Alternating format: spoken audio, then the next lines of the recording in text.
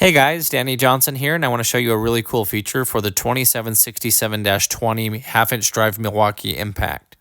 It has 3 settings for your impacts per minute and your RPM, 1, 2, and 3, and then the fourth one you see that has the little circular will actually limit it from the full 1800 RPM down to 750 as soon as it senses that it's broken that fastener loose.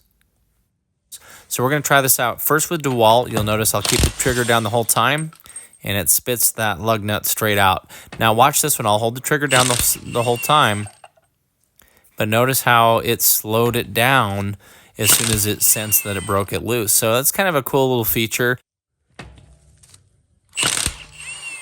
So you can see my finger was pressing it the whole time, and you can hear it slow down. You do have the control with your finger on both of them, but it's kind of cool to have that as well. Tell me your thoughts. Is it needed? Is it something that you can just do mechanically on your own?